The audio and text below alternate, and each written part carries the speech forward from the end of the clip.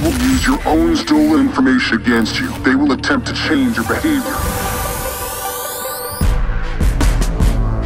The story of Watch Dogs 2 is about how DedSec is trying to allow people to regain control over who they are based on the information that's out there about them. That's him.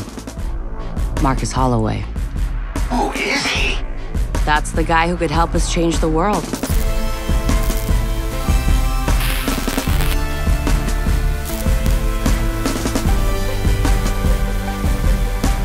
Watch Dogs 2 is about a hacker named Marcus Holloway. He's a very gifted and smart young man who ends up by getting profiled and accused of a crime he didn't commit.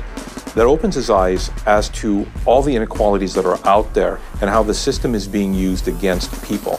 He's fighting for injustice. This system that's in this game, CTOS, it puts labels on people and it doesn't really take in who they are as people or whether they're good. It just says they're high risk, you need to treat them this way. And so he starts working with DedSec in order to show people what's happening, but more so to help take down part of the system that's being used against them. T-Bone comes along, getting DedSec to go, yes, we have to make a stand. We have to be the good guys. Nice hat. Nice mask.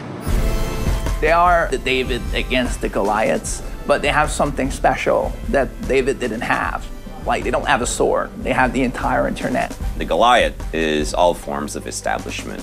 So big corporations, some people in those corporations trying to use technology for power, for money, for control, and also the government is part of the establishment. So various corrupted people inside of those factions that you're trying to fight against. You're gonna be dealing against rival hacker groups. We're gonna be dealing with corporations trying to get power, manipulating politicians, trying to get money. Basically trying to know more about you than you know about yourself so they can predict your next move. One of the challenges you're going to be facing is to figure out, is there a link between all those people? Is it just random abuse of technology or is there someone with an agenda? And that's what you have to figure out as you unveil that corruption in the establishment. In Watch Dogs 1, we explored surveillance a lot. You know, how technology could invade people's privacy. In Watch Dogs 2, we're interested in something called big data.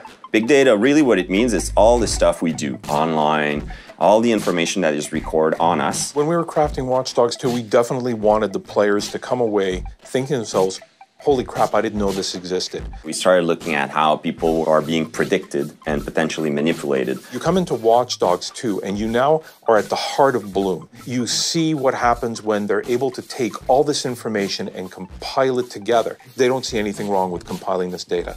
But what happens when you've got somebody who acts as the middleman between Bloom and the data that they possess, and they start doing something, pushing their own agenda for it? That's where you have somebody like Deshan come in. He's the CEO of Bloom, which is a company that collects and distributes the data from all different kinds of other organizations. Think about like the amount of control one person can have if they literally own and manipulate all information, all data about every single person. That in itself is kind of like, it's kind of like God.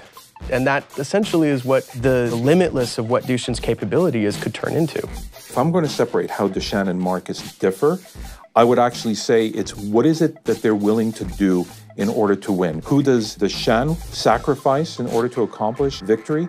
And what is Marcus willing to give up, or what is he not willing to give up in order to do the same? Marcus doesn't come in with that idea of, I'm gonna save the world. He comes in with a fuck Bloom, they fucked me over, so I'm coming after them. You know, the defenseless trying to defend themselves. We are the ones that can step up and defend for them. We've all been broken down into our most core components as far as information is concerned. We have no control over it whatsoever. We have no say over who uses it. We have no say how it's used against us. If there's no way that the people can know what's happening, then things like this happen. Hackers step up and figure out the truth, and then they divulge the truth to the masses. All that data at Bloom's fingertips, that's like the world's most powerful monopoly. This is systemic injustice at its highest level. Let's show them what going to war with us really means. It's up to you to decide what side you're on or what's right and what's wrong. But at the end of the day, this story is exactly what is happening today.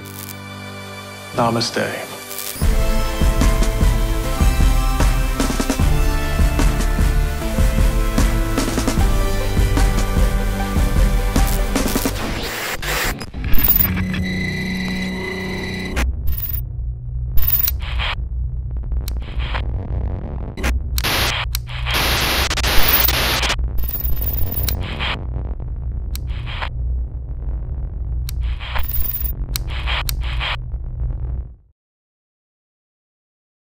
PS4 for the players.